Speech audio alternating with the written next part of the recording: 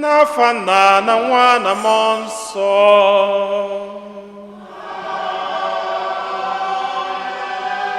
Ka ngọzi nke Onyenwe anyị Jesu Kristi na ịhụnanya nke Chukwu Nna na ịdịkọ n'otu nke Mmụọ Nsọ na-enye dịrị unu niile.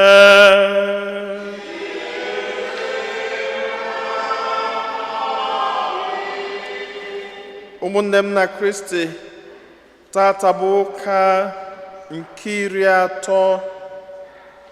iri atọ n'otu n'oge na-adịghị n'emume nke ụka.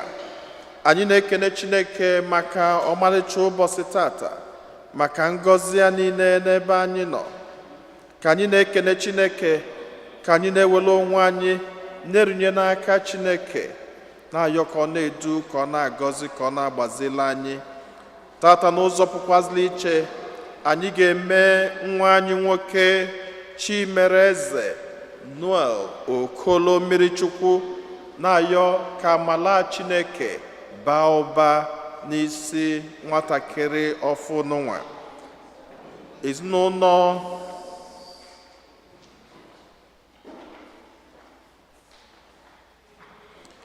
Silvers, ezinụlọ Duru na Eziada Lady Ann Duru na-erinyekwazi masị n'ụwa maka ezumike mkpụrụ obi Silvers Chidi Nwachukwu Jr. Anyị nwezila ọtụtụ ebumnobi ndị ọzọ, ka anyị natazie isi a na runye Chineke ebumnobi ndị ahụ niile.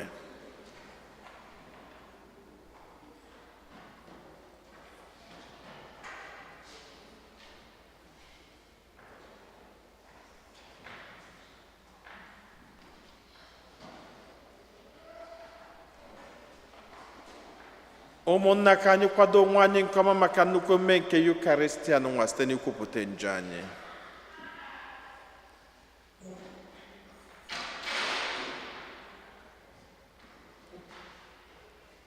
Ekwupụta m ngwa Chineke ji ike niile.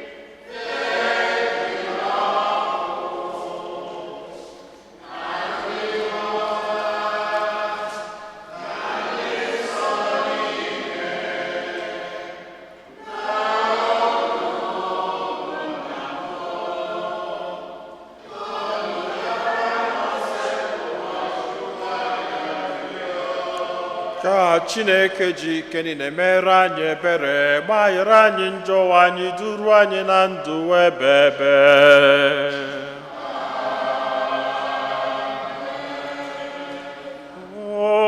Otito dịrị Chineke n'enu kasị enu.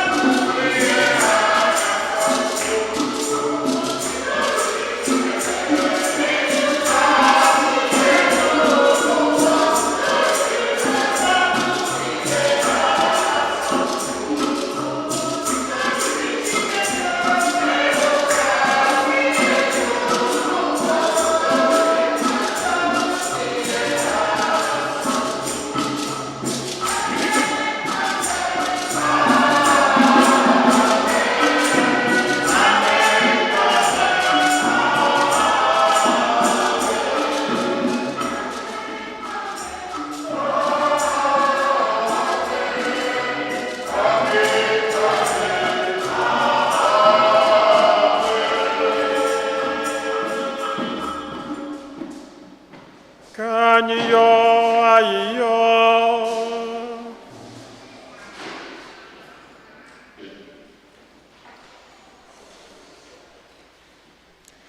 Chineke pụrụ ime ihe niile, onye dị ebere, site n'enyemaka gị ka ndị kwere na gị ji efe gị n'ụzọ kwesịrị ekwesị n'otito.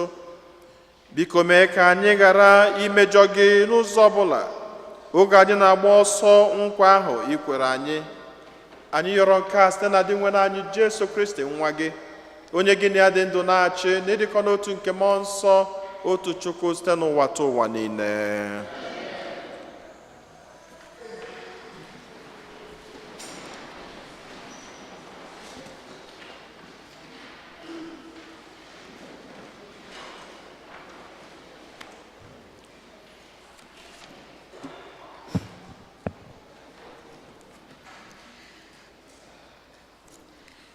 Ihe ọgụgụ nke mbụ. Ihe ọgụgụ e nwetara n'akwụkwọ amamihe. Ị na-emere mmadụ niile ebere n'ihi na ị hụrụ ihe niile n'anya. Dịwanụ n'anya gị ụwa niile ha ka otu mkpụrụ aja nke na-adịghị anya arọ. Ọ dịkwa ka otu mkpụrụ jiri ji ụtụtụ dasara n'ala. Mana ị na-emere ihe niile ebere maka na ị nwere ike ime ihe dum. Ị na-elefuru anya na njọ mmadụ iji mee ka ha chegharịa. N'ezie, ị hụrụ ihe niile dị ndụ n'anya. Enweghị ihe ọ bụla i kere bụ nke ị kpọrọ asị, n'ihi na ọ bụrụ na ị kpọrọ ihe ọ bụla asị, ị gaghị akpọ ya. Kedu ka ihe ọ bụla ga-esi adị ma ọ bụrụ na ị chọghị ka ọ dị? Olee otu a ga-esi chekwaba ihe na-esi n'aka gị bịa? Ị na-eme ka ihe niile dịrị n'ihi na ha bụ nke gị dịwenụ. Onye hụrụ ndụ n'anya, ọ bụ gị na-echekwaba ihe dum maka na ha bụ nke gị, maka na mmụọ gị bụ anwụ anwụ dị n'ihe dum. Nwayọọ nwayọọ ka iji gbaziri ndị na-emehie emehie, ị na-adụ ha ọdụ.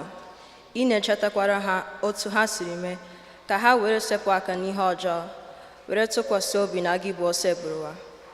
Okwu nke osebụrụwa. Chineke m na eze m, aga m etogide aha gị ruo mgbe ebighị ebi.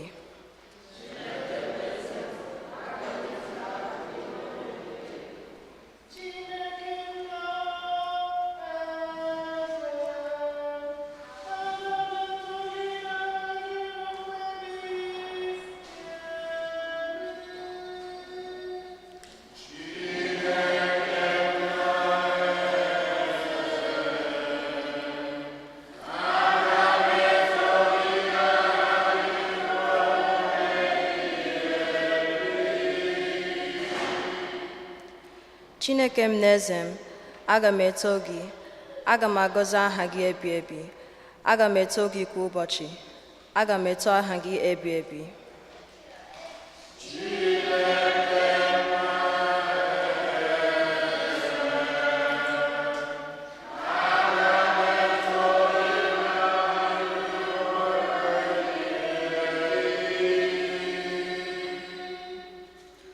Onye nwe anyị bụ onye amara na onye ebere, ọ naghị ewe iwe ọkụ, obiọma ya ebuka.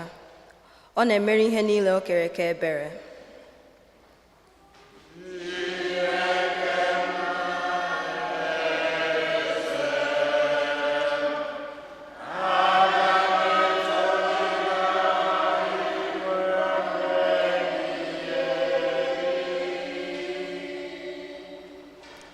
Onye nwe anyị, ka ihe dum i kere kelee gị, ka ndị kwere na gị tọọ gị, ha kọọ akụkọ ebube nke alaeze gị, ha kwuo okwu banyere ịdị ike gị.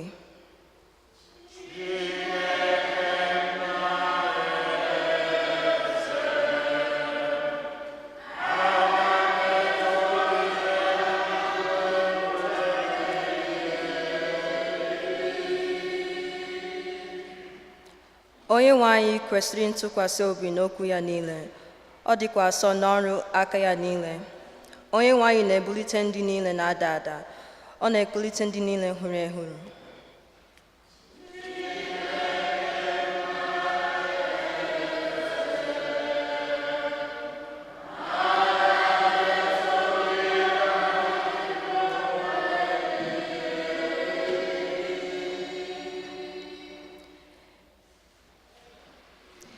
Ihe ọgụgụ e wetara n'akụkọ ozi nke abụọ Pọl dị asọ degara ndị Tesalonika.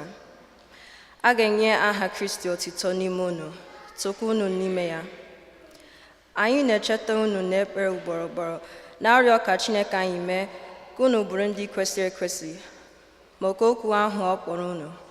Anyị na-arịọkwa ka o nwere ike ya nyezu unu ihe ọma dum na-agụ unu agụ n'obi, bịakwa mezuo ihe dum unu na-eme n'okwukwe.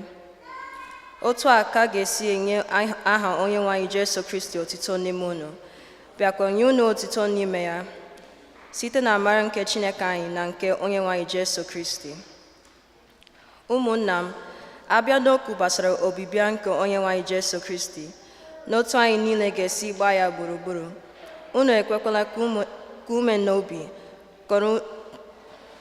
kọrọ unu n'elu ọsọ ọsọ, ka unu ghara ikwenye akụkọ a na-akụ ugbu a nke na-asị n'oge ọbịbịa Onyenwe anyị eruola. Ọ bụrụ na unu ahụ ndị na-ahụ ọhụ pụrụ iche banyere nke a, ma ọ bụ ndị na-ekwu na ha sitere n'aka Chineke nata ozi pụrụ iche banyere ya, ma ọ bụ ndị ga-agwa unu na ha wetara akụkọ anyị dere banyere okwu a, unu ekwenyela n'ihe ndị a. Okwu nke ose bụrụ ụwa.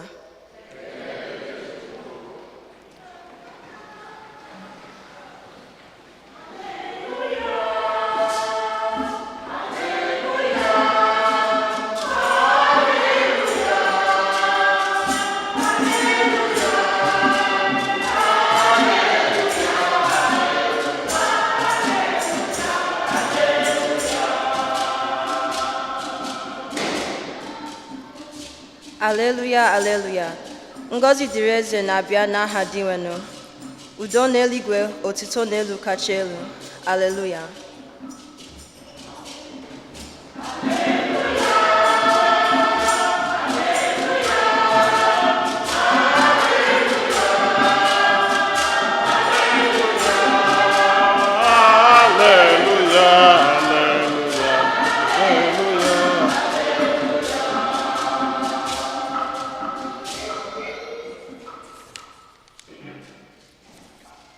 Onyenwe anyị nọnyelu nọ.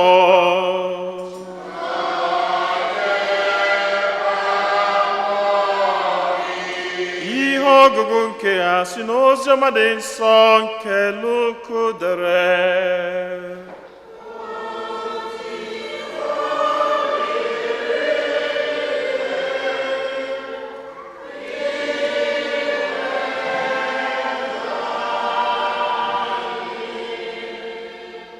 Mgbe Jesu banyere na Jeriko wee na-agafe n'ime obodo ahụ, otu nwoke a na-akpọ Zakeus pụtara.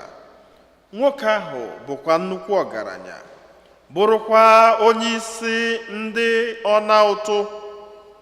Ọ gụrụ ya agụụ n'obi ịhụ Jesu, mana o nweghị ike ilefe anya n'isi igwe mmadụ ahụ n'ihi na ọ dị mkpụmkpụ. Ọ gbara ọsọ gawa n'ihu, rigoro n'elu osisi sikamo ka o wee nwee ike ịhụ Jesu, onye si n'ụzọ ahụ na-agafe. Mgbe Jesu bịaruru n'ebe ahụ, o leriri anya elu hụ Zakeus sị ya, Zakeus, ngwa rịdata, n'ihi na aga m anọ n'ụlọ gị tata. Zakeus jiri ọsọ rịdata, were ọṅụ nabata Jesu. Mgbe igwe mmadụ ahụ hụrụ ihe na-emenụ, ha tamuru ntamu sị, ọ gaala ịnọ na be onye njọ. Ma Zakeus guzoro sị, Onyenwe anyị, nna m ukwu, lee, aga m ewere ọkara ihe dum m nwere kere ụmụ ogbenye. A sịkwanụ na enwere onye ọbụla m ghọgburu, aga m akwụ ụgwọ ya mmaji 4.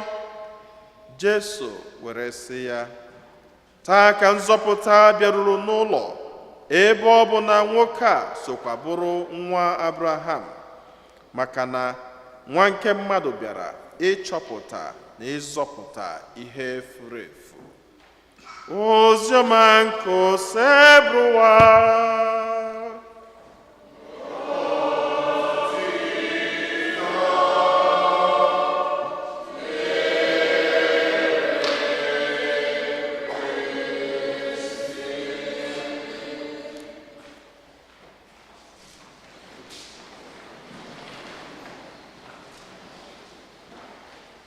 Otodrinu Jesu.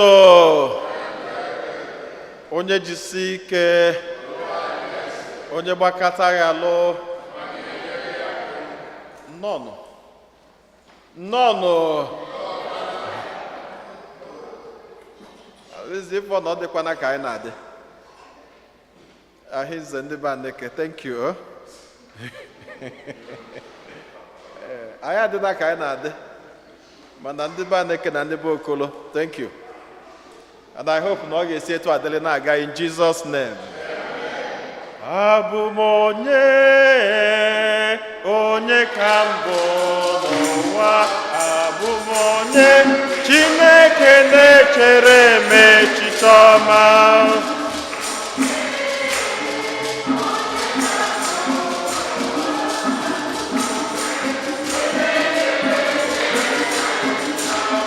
Abụ m onye ka mbụ n'ụwa, abụ m onye Chineke na-echere m echiche ọma.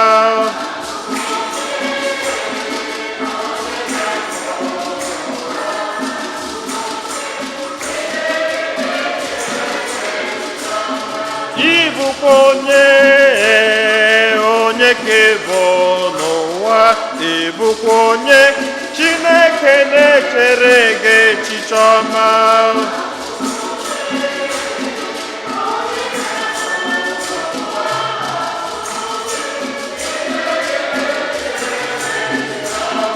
Anyị bụ onye ka ịbụ n'ụwa, anyị bụ onye Chineke na-echere anyị echiche ọma.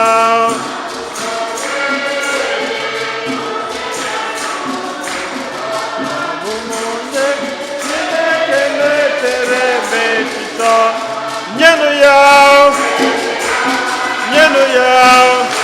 nwanne m nyenụ ya, nwanna m nyenụ ya, ndị nne nyenụ ya, ndị nna nyenụ ya, ụmụaka nyenụ ya, ụmụ okoro nyenụ ya, ụmụ agbọghọ nyenụ ya, fada nyenụ ya, ekene ọma. Anyị bụ onye ka ịbụ n'ụwa, anyị bụ onye Chineke na-echere anyị echiche ọma. Amen. Nke mbụ anyị na-nwere ọmalịcha nwa Chineke nyere anyị, the newest baby in town. Anyị ga-eme mmiri chukwu tata. Anyị mesa ya mmiri chukwu, ọ bụrụ the newest Catholic in town. Anyị mesizia ya bụ nwatakịrị Chimereze ebido na-eto n'egwu nke Chineke, nyaba iji obi aṅụrị were anabata onyinye Chineke nyere anyị. Nke bụ asị nka nkene ọmalịcha Adam nwaanyị gụrụ anyị ihe ọgụgụ tata, ka anyị kụba n'aka aka.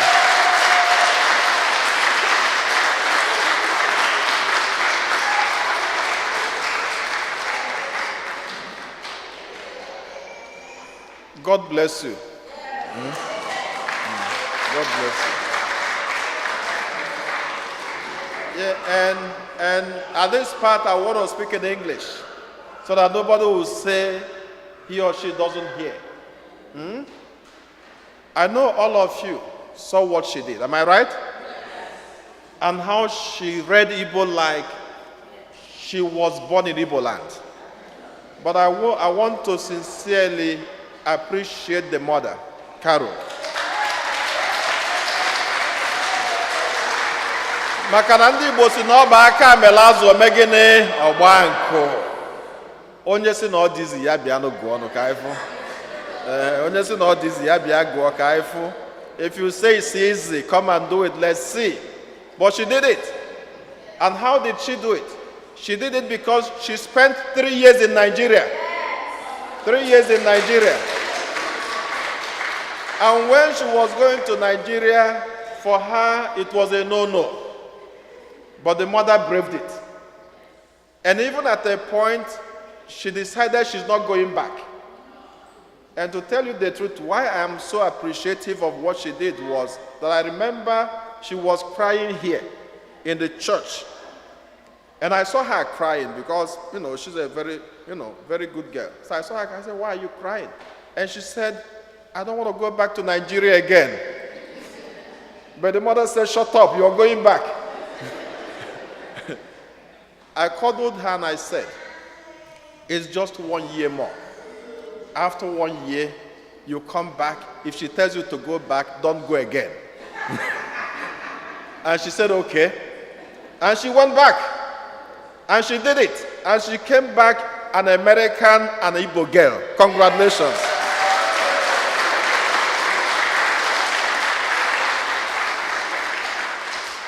And I wish to encourage all our young ones, even if for some reasons you're not going back to Nigeria, practice makes perfect. Because if you look very well, you will see that so many young people who are of Spanish origin don't go back home. They stay here, but they still speak Spanish. And so if Spanish people can speak Spanish, Igbo boys and girls can speak Igbo and English at the same time. And sometimes we think that we are confusing them. We are not confusing them. Why I said it is, if you read about John Locke said that the head of a child is tabula rasa. And the head of a child is tabula rasa, which means the head of a child is an open and clean board. So that whatever you put inside it stays. So it comes out clean. It doesn't know nothing. And that's why the child observes. That's why the child sees what the older ones do. That's why they watch you in your mouth. Whatever you do, they replicate. Because their brain is tabula rasa.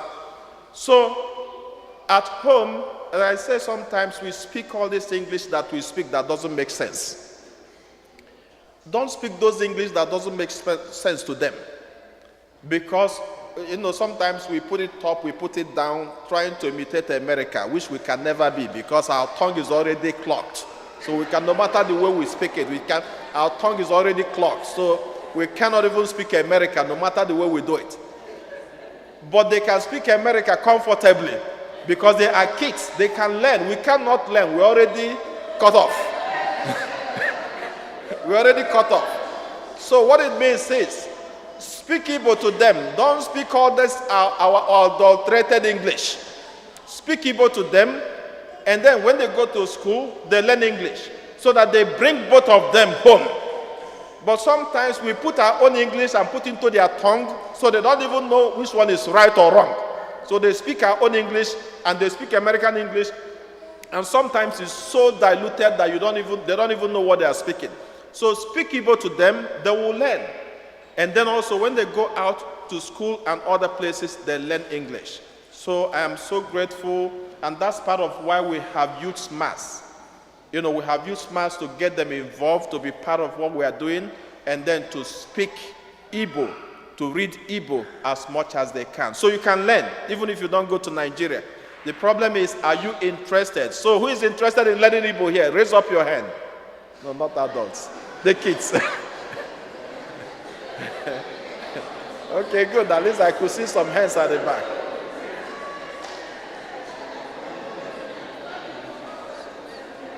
So I think maybe another thing we may think of is maybe during summer.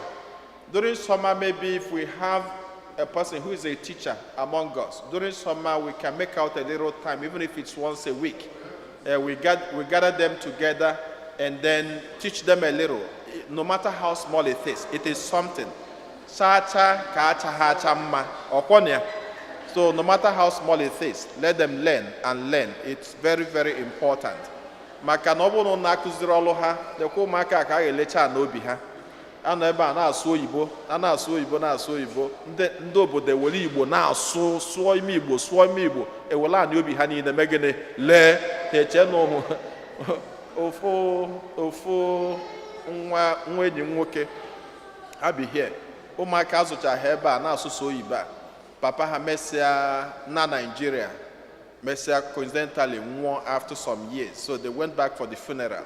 After funeral, if formally no. After funeral, they say, yeah, uncle, you can take this one, or you can take this one. etu afụ niile nwoke atala etu a ka esi ilie dash ya onye ọbụla ji nwa head ya back to America, and that's the end of the show. Part of it is because they were never trained in their culture. They don't even understand what Nigeria is. So they have the capacity to learn on both sides. In Jesus' name. Then keep what they can one year normally ihogugu agugasilani tata will be as brief as I can. Egosilani na chineke fulaini nenanya. I've always said this. God loves you. Ịma na ihe mmadụ kwuru n'ọnụ ya na ihe mmadụ kwenye maka asị na okwukwe onye na-eme gịnị n'azụ ya. Enwelu onye ya na mmadụ nwere okwu tụ onye a wee send ya voice note. Na ime voice note ahụ na-abụghị ọnụ na imelụ nke a na eyipụ gị akwa kpelu gị ekpele midnight na ọ madụ natalụ gị mma na nke a meme na nke a meme na nke a meme. First question njụrụ onye ahụ bụ enwere ihe imere onye a? Ọ sị m mba. Nsị a ngwanye m the scenario of the whole thing. Okwucha ihe niile o kwuru. Nsị a na oji ọfọ na-eme gịnị na ana. Wee sị a na ebe nwere ihe imere onye a, not out of some conflict that is not direct, na ihe a niile onye a kwuru will never happen. Ọ sị m mana fada etu ọ bụkwa anyị ọnụ. Nsị a na ọ bụrụ gị ọnụ, don't use that word. Ekwetana na ọ bụrụ gị ọnụ, maka ikweta na ọ bụrụ gị ọnụ mee gịnị? Ọwọkụba. Maka nọ nke ikweta eme gịnị na-eme. Nsị a just believe that this individual is ranting. No ranting, ọ na-ekwu okwu, and you nwere right ikwu okwu for free ọkwa. Echi na-emepe ọnụ ikwucha imechikwa ọnụ gị imechi ificha ya, it's your choice. People have right to talk. Mana ikwenyezie na onye abụrụ gị ọnụ, ome gịnị ọbụla abụmọnụ, especially ebe aka gị dị ọcha. Especially ebe aka gị dị ọcha, maka ijidere ọfọ jide ogu, oji ọfọ na-eme gịnị na ana. So, words matter. And ihe mmadụ kwenyere na ya matter. N'ihe ọgụ nke mgbe nwetara n'akwụkwọ nke amamihe ọsị anyị na Chineke fụrụ anyị n'anya, na ọ bụ na Chineke afụrọ gị n'anya, na Chineke ama eke gị. Maka na Chineke adịghị emepụta ihe ọ chọrọ. And ebe ikwenyere, ọ bụ na ikwenye na Chineke fụrụ gị n'anya, that determines how you think, how you process about yourself. Mana mgbe ụfọdụ, the changes and chances of life, the challenges surround anyị, mgbe ụfọdụ ga-abịa shake your foundation that you begin even to doubt who you are. Sometimes you doubt kwuo ma Chineke ọ na ya. Sometimes you doubt that every other person is successful except you. And I'm telling you, it's not true. Ọkwifule etu ha iru anyị dị iche iche. Etu aka baggage anyị niile busuwe dị iche iche. It's just like mma na-achọ achọ ma apụta otu a nwee ike achọgide mma achọcha iche na ọka ọ dị. Ewepụsịa ihe anyị na-eji chọọ mma eme gịnị?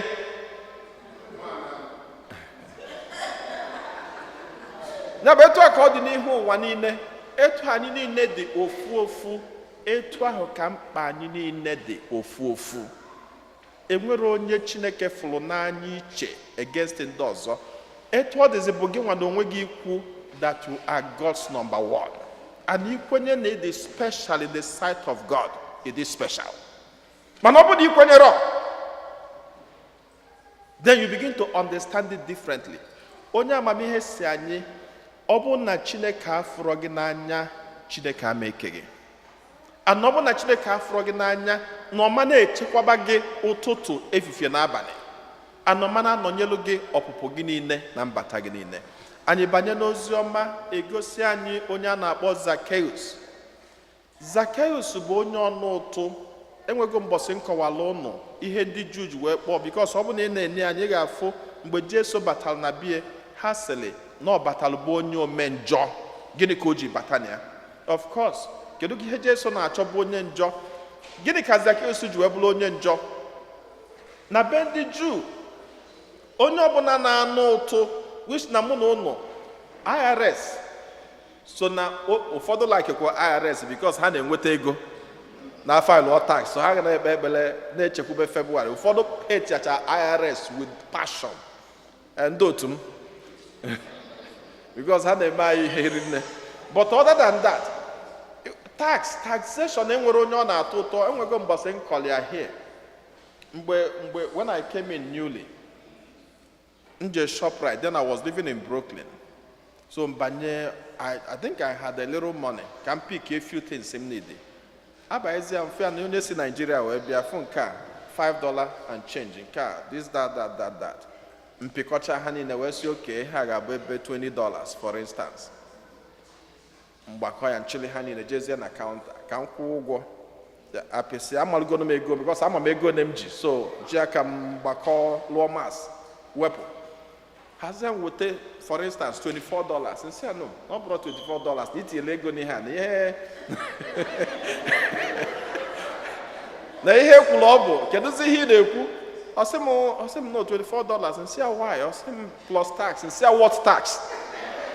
I'm not telling you or what tax for drinking water. So for me, it was a shock, but it happened. And so nobody likes taxation. And that's why Zacchaeus was a sinner in their sight. Can you hold you a sinner? Usually, Roman government na abu na haga na, let's say, na haga na $20 as taxation. Then here na meze wa habia ha contract hire to some agents. Ndị agent just na analo hoto. So hende jenta na emebo habi na $20 aha obu ni wetere ego ahụ. Ha ebulu ewu gị bulu ji gị ha na eme na village. Ebulu ji gị ebulu ọkụkọ gị bulu ngwongwo gị niile na until bịa tụ ụtụ gị. So etu aka agents a si eme. So ha bịa instead of enazi gị $20 government kwuru, ha sị gị na ị ga-eweta $50. Ọ na-ewute ndị mmadụ kpọchacha ha asị. Mana ịma na onye ọbụla nwere akpịrị ego ọsọ gị kọgodi ọnụ ịkọ dị mmụọ ị na-agwụ okwu dị mmụọ na-eme gịnị ọ na-anaghị ego mmụọ. So ha hate Zacchaeus. Mana ofu ihe mee Zacchaeus mmụọ nọ na Jesu na-abịa ọ sị na iwu bụ na ọtata ka a ga-afụ Jesu a ka a ghọtagodo onye Jesu bụ. But he was blocked because he was very short. He was blocked. And so ebe ọkwa na-eje bụ na sometimes in our lives anyị nwere ike na-achọ ka anyị fụ ihe ọma mana ihe na anyị n'ihu na-eme gịnị na-emechi anya. Sometimes it can be even the people you speak to. Enwere ike enwe ezigbo ihe ị chọrọ ime ka m nye gị an instance. Let's say na ị chọrọ ịga ụlọ n'obodo a ọ na ị chọrọ ịlụ ụlọ na Nigeria n'ote gị nọbara and if ịlụ na ụmụ gị ada analụ ụlọ na ị chọrọ ịlụ ụlọ na Nigeria ị nwere ike ozugbo ị na-ekwute na ị ga-alụ ụlọ ofu onye asị gịnị na-alụlụ ụlọ na Nigeria ọkwa ka ịlụ ọrụ ụmụ ọchịcha na ụmụ oke a na-ekwuru ha etu ahụ. Ndị a bụ ndị nọchiri gị ụzọ. They don't want you to take your kids home. They don't. A na-ekwuru ha etu ahụ ozugbo brand ga-asị gị ọkwa ụmụ ọchịcha na ụmụ oke ị gbafere ọsọ. Kedu mgbe ị ga-eji realize zi ya bụzi mgbe ike gwụbago ga-agwụba ime nwenwuzi ike ụlọ ahụ ibidozie tabazi afụfụ ebe na-alụ ya. Next bụ ọ bụkwa na mma na maka emie mgbe dị etu a. And so sometimes we have people that block progress actually in your one. What is the way out? When Zacchaeus was blocked, Zacchaeus also discovered a problem, that he's a short person. And he decided to find a way out. We must be ready to find a way out of every obstacle. We must be ready to find a way, or find a way out. And a way out to climb, to find a different route, to speak with other people, to have the best of friends. Sometimes friends are your greatest obstacle. To figure yourself to get out of them for some comfort. Christi, just to shorten this because of other activities I will. Sometimes in life, I need challenges.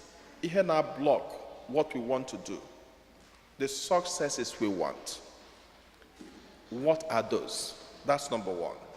Then number two, sometimes quasi blockage to our own successes because of our shortness, because of our inability to look forward, because of our short-sightedness. It can be laziness. Our own ability. That can be your shortness. But sometimes when you push yourself beyond your ability, and we go bossing I just want to use the headache building, for instance. Ego, I need spend in America on social activities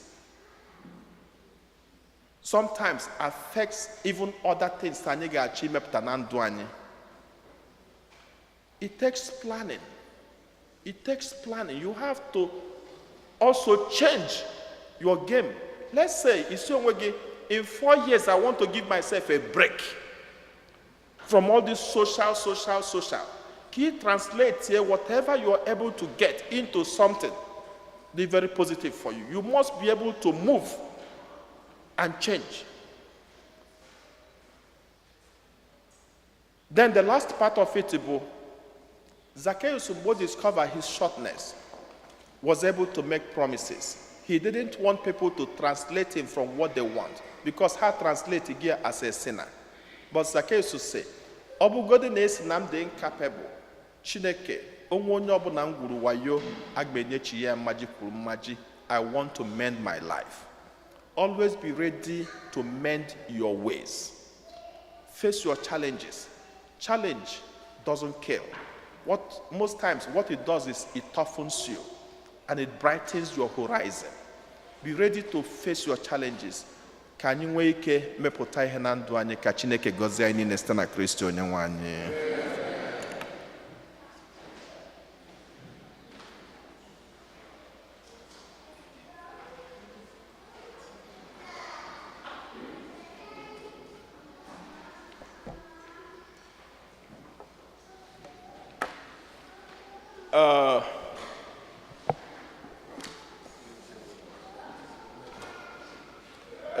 John Kennedy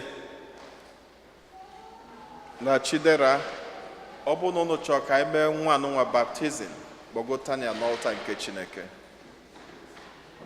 Then the sponsors solukwu na ha gbagotaba.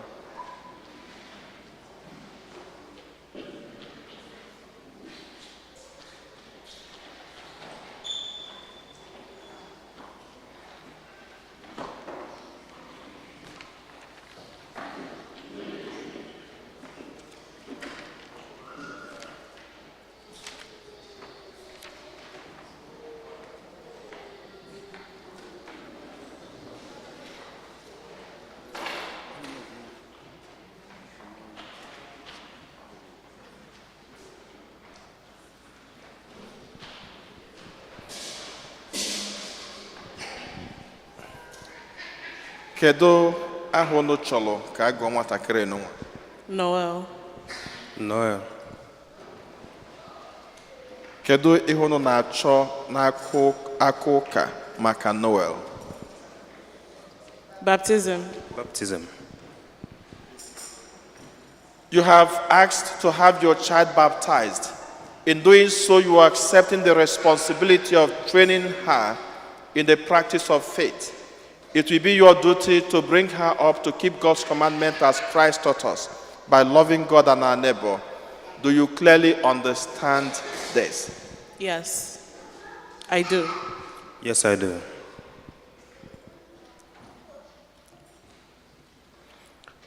So the godparents, are you ready to help the parents of this child in their duty as Christian parents? Yes, I am. Yes, I am. Awesome.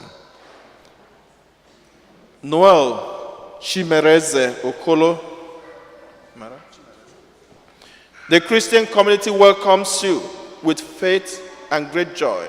In its name, I claim you for Christ as our Savior by the sign of his cross. I now trace the cross on your forehead, and I will also invite the parents and godparents to do the same.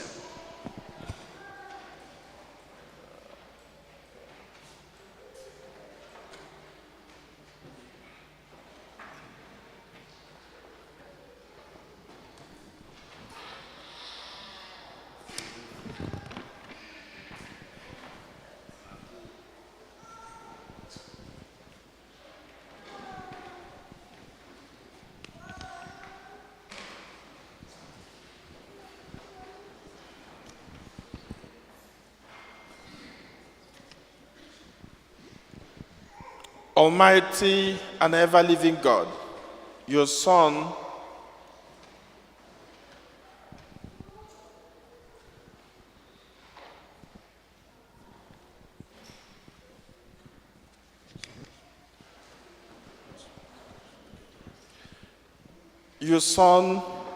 was brought into the world to conquer the power of Satan, the evil spirit, to rescue man from the kingdom of darkness and bring him into the splendor of your kingdom of light. We pray for this child, set her free from original sin, make her a temple of your glory, and send your Holy Spirit to dwell with her. Ayoronka, Stena Christi, Onyenwanyi. We anoint you with the oil of salvation in the name of Christ our Savior. May he strengthen you with his power, who lives and reigns forever and ever.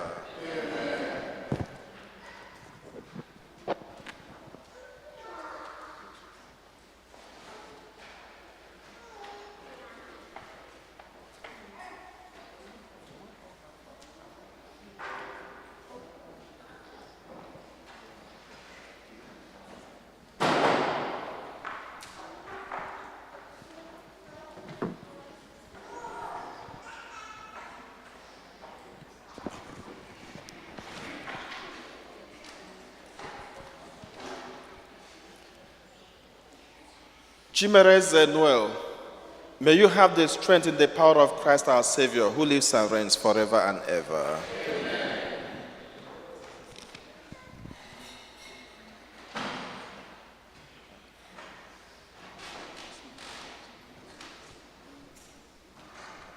So may we stretch out our hands to bless the water of baptism. Father, you give us grace through the sacramental signs, which tells us of the wonders of your unseen power. In baptism, we use your gift of water, which you have made a rich symbol of the grace you give us in this sacrament. At the dawn of creation, your Spirit breathed on waters, making them the wellspring of holiness. The water of the great flood, you made a sign of the water of baptism, that make an end of sin and new beginning of goodness.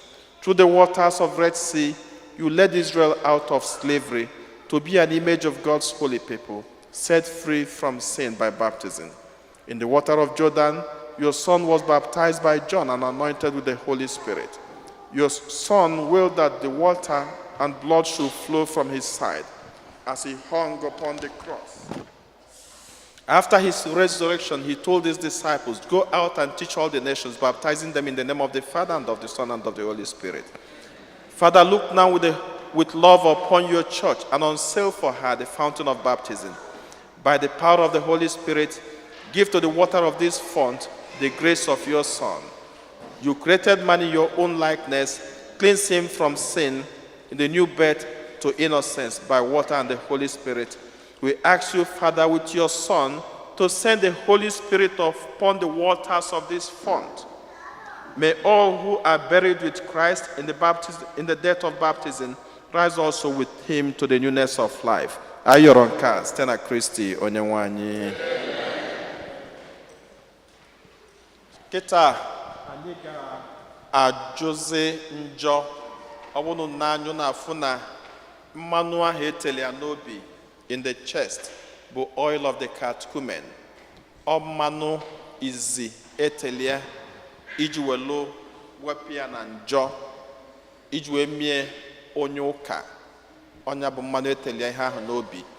Ịma na Chineke nọ n'obi, am I right? Ọnya ka eji weta ya mmanụ ahụ n'obi. Ebe Chineke nọ ka ngọzi Chineke wee nọnyere ya. Ya bụ kịta anyị niile ga-ajụzi njọ anyị, maka na etu a nwatakịrị nwa ga-adị ọcha rinne. Ọ bụ na anyị nwa nọdụ na njọ, it will affect him. So na anyị nwa niile jụ njọ anyị, then ebe a niile adị ezigbo ọcha, maka na akwụkwọ nsọ si na ihe lụrụ alụ ama banata n'ebe Chineke nọ. Dear parents and godparents, you have come here to present this child for baptism by water and the Holy Spirit. He is to receive the gift of new life from God, who is love. On your own part, you must make sure your constant care to bring this child in the practice of faith. See that this divine life which God gives him is kept safe from the poison of sin to grow always stronger in his heart. If your faith makes you ready to accept this responsibility, renew now the vows of your own baptism, reject sin, profess your faith in Christ. This is the faith of the church. This is the faith in which this child is about to be baptized. Based on the faith of the parents, or based on their faith. Makana baptism bu onye tota ozala onu ya. Makana onye obana, because na onye obana no n'ụwa bụ nje kele ụwa. Ịrapụ nwatakịrị n'ụwa ọ dịbazie anyị amara ebumnobi Chukwu ebe ọ nọ. So based on the faith of the parents, we are baptizing him. So anyị niile nọ n'ụka n'ụwa, ana m ajụ onye ọbụla, do you reject Satan and all his works and all his empty promises? Do you believe in God, the Father Almighty, creator of heaven and earth? Do you believe in Jesus Christ, his only Son, our Lord, who was born of the Virgin Mary, was crucified, died, was buried, rose from the dead, and is now seated at the right hand of the Father? Do you believe in the Holy Spirit, the Holy Catholic Church, the communion of saints, the forgiveness of sins, the resurrection of the body, and life everlasting? This is our faith. This is the faith of the church. We are proud to profess it in Christ Jesus our Lord. Amen. Now I ask you again, because we are doing this baptism based on two of you. Is it your will that Noel Chimereze should be baptized in the faith of the church which you have professed? Yes, it is. Yes, it is. Okay.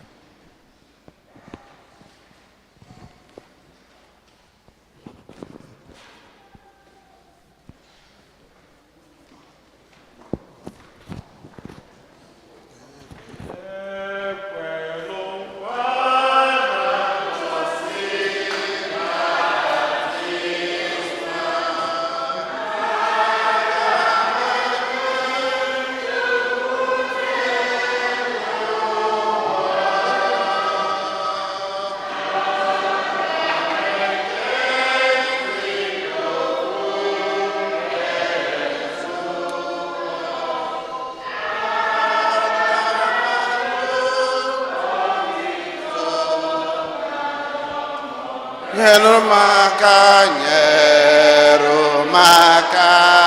aka o Maria.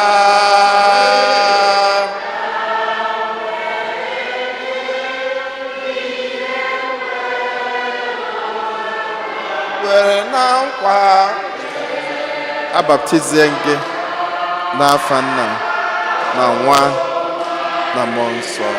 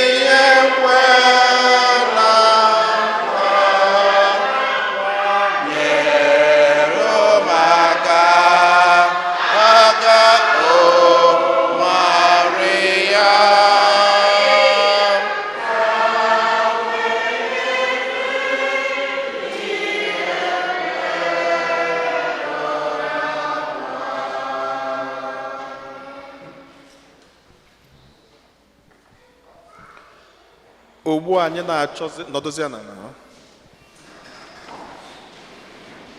Ugbu anyị na-achọzi ichi nwatakịrị nwa ụkọchukwu. Anyị ga-etinye mmanụ a na-akpọ krizim. Mmanụ krizim bụ mmanụ a na-ete ndị ụkọchukwu. Ọ bụkwazị mmanụ a na-ete ndị amụma. Ọ bụkwazị mmanụ a na-ete ndị eze. Ya bụ bido kịta gaba Noel Chimereze etesiri ya mmanụ nwa, ọ bụla onye ụkọchukwu, ọ bụla onye amụma, ọ bụla onye eze. God the Father of our Lord Jesus Christ has freed you, Noel, from sin, giving you a new birth by water and the Holy Spirit, and welcomed you into his holy people. He now anoints you with a chrism of salvation as Christ was anointed priest, prophet, and king. So may he live always as a member of his body, sharing everlasting life. Amen.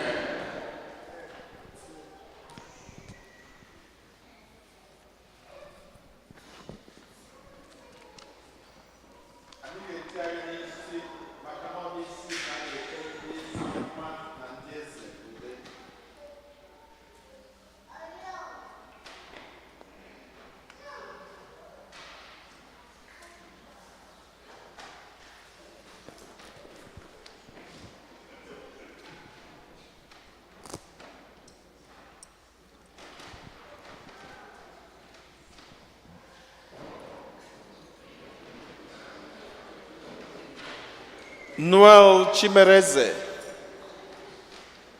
you have become a new creation and have clothed yourself in Christ. See in this white garment the outward sign of your Christian dignity with your family and friends to help you by word and example. Bring that dignity on stand into everlasting life of heaven. Amen. The reason for this white cloth is to show how his heart is, that his heart is as pure as this white cloth. Ugbu a anyị na-achọzi inye ọkụ nke ife Chineke. This is the light of Christ. Anyị nyezie ya ọkụ n'ụwa, o gosi na Christ na-achịzi ọchịchị na ndụ ya niile.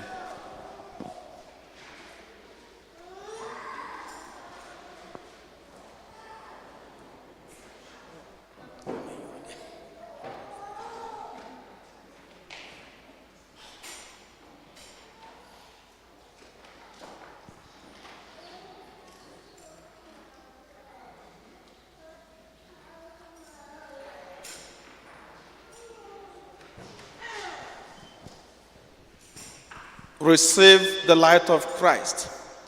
Parents and godparents, this light is entrusted to you to be kept burning brightly. This child of yours, Noel Chimereze, has been enlightened by Christ. He is to walk always as a child of light. May he keep the flame of faith alive in his heart. When the Lord comes, may he go out to meet him with all the saints in heaven through Christ our Lord. Unu ga-ejizi ọkụ n'ụwa ga-ebi ekpegide ekpele until candle n'ụwa agwụ. Ngwa menyụzie ya ha. Ugbu a anyị ga-agọzizi ntị ya, gọzie ọnụ ya. Why we do this? Etu anyị megolie, now he is a prophet, a priest, and a king. So we are going to bless the ear because the prophet has to hear the word of God. And then we are to bless the mouth because when the prophet hears the word of God, he proclaims the word of God through his mouth.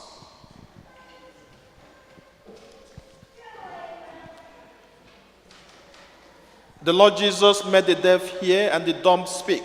May he touch your ears to receive his words and the mouth to proclaim his faith to the praise and glory of God the Father. Amen.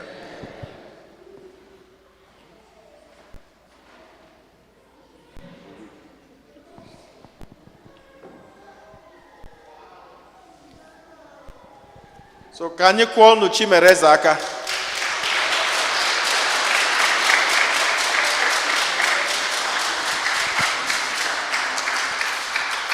You have put on Christ, and in him you have been baptized. Hallelujah, hallelujah. Amen.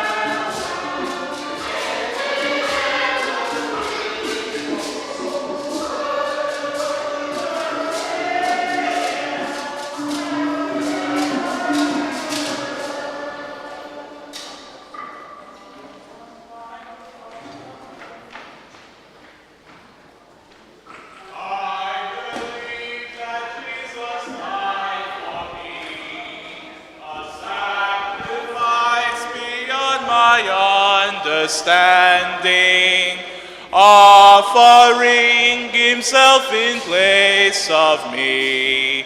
Oh, how can I repay the Lord? Father, to you we are bound. Jesus, to you we give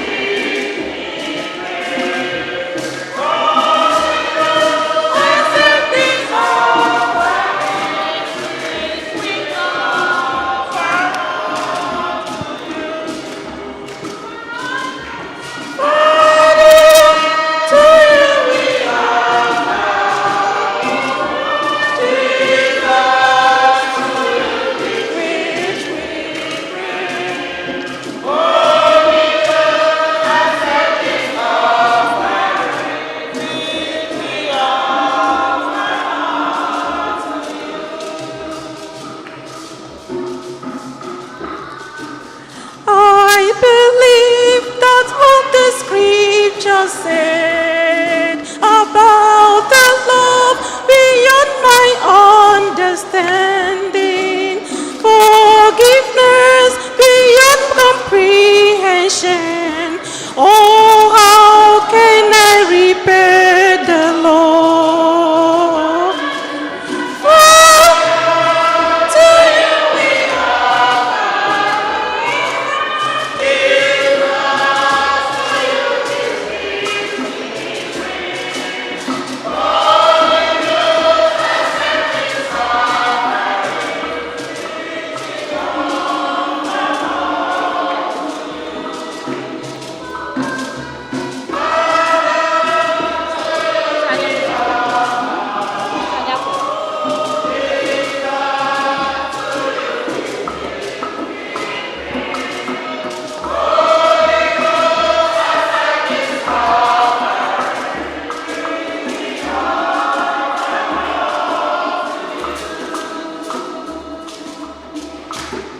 Ọbana ụmụnna m ka aja mụ na ụnụ na-achụ bụrụ ihe ga-asọ Chineke ji ike niile nara n'ọrụ.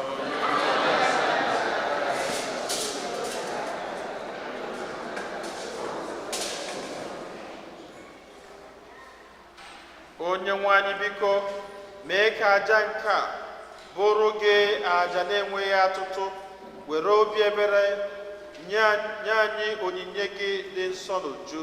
Ayọrọ nke a site na Kristi onye nwe anyị. Onye nwe anyị na onye n'ụlọ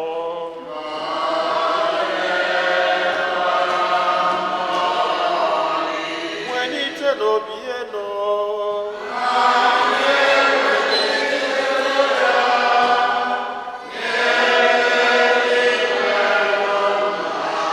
anyị nye n'ụdị nwere Chukwu anyị ya ekene. Oh,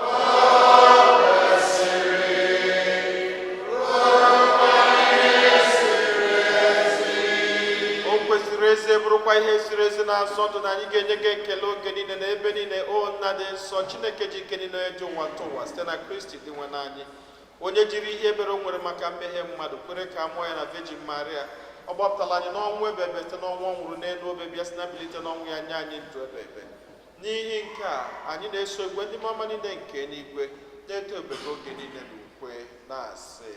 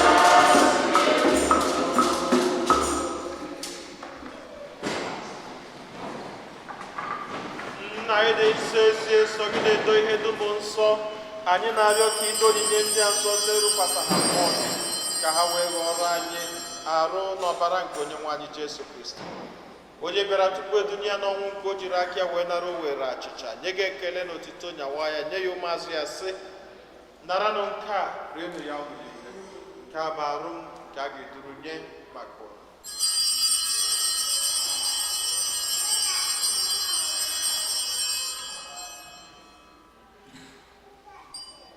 otu akwa ka o siri mee mgbe ha richara nri anyasị o buru iko mmanya nyekwa gị ekele n'otuto bunye ya ụmụazụ ya sị naranụ nke a ṅụọnụ ya ọnụ niile nke a bụ iko nke ọbara m nke ọgbụgba ndụ ọhụrụ dị ebe ebe a ga-agba ya n'ihi nna n'ihi mmadụ niile ka e were gbaghara njọ na-emenụ nke a na ncheta nke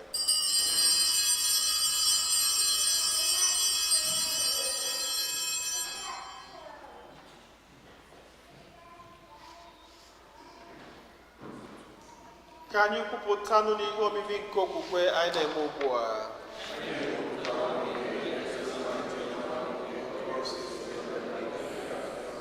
nna na ncheta nke ọnwụ na mbilite n'ọnwụ nke nwa gị anyị ebunye gị achịcha nke ndụ na iko nke nzọpụta anyị na-ekele gị n'ihi na ikwere ka anyị dị mma ịkwụrụ n'ihu gị na-efe gị anyị ji ume na-arịọ ka anyị bụ ndị na-anata arụ n'ọbara